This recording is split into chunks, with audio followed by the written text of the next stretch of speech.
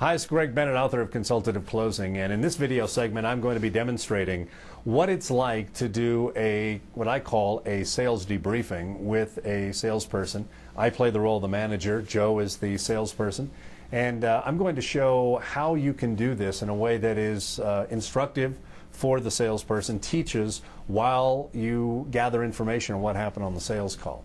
And really what happens, you'll see, we want to stop the mutual mystification ladder where the deception starts between the seller and the client, and the seller then wants to sell me, the manager, as to where he thinks things are, knowing that he wants to present a big, good picture, and in reality is usually probably a little bit different. And so what we need to do is do a debriefing. And I'm not saying you have to do this thorough debriefing every single time with every single salesperson, but maybe with every salesperson you do one a week where you're going through the process and you try and find out what happened in order to teach them. All right? So here's typically how it opens.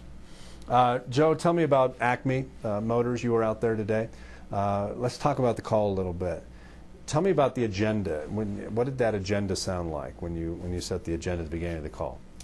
Well, we, first, walked in, met with them a little bit. We started talking a little bit about the program, and we started to talk about, I kind of went down my list of things that I wanted. Okay, so it sounds like you didn't exactly set the agenda.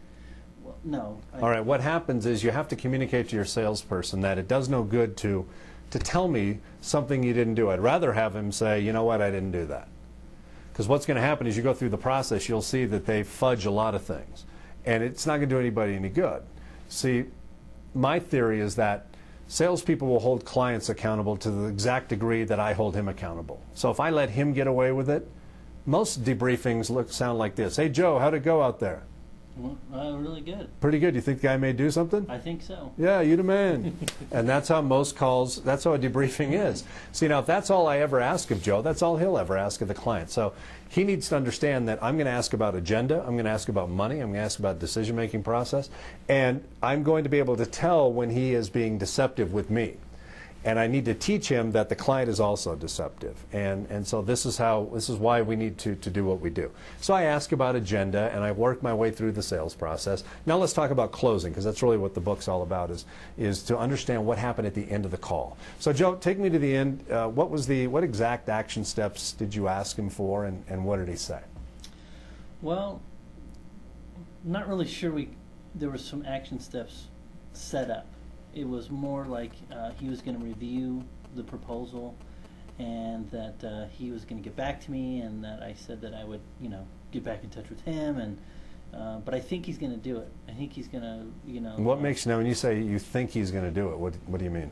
Well, just some of the things he was telling me. He liked the proposal. He was saying that he has to show it to some colleagues, and that we were very competitive, and so I think he's going to do it. See, now what you want to get and listen for in this when you're doing a debriefing is listen to your seller say, I think, I'm guessing, I'm assuming, and that's what we need to stop.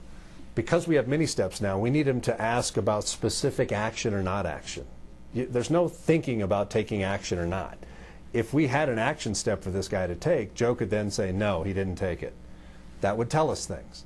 But what Joe's going to do is come back and say, well, I think, I'm pretty sure, I'm guessing, for the most part, my gut tells me, and that's what we need to stop, that whole process, because the reality is usually different, and we need to get to the reality of the situation.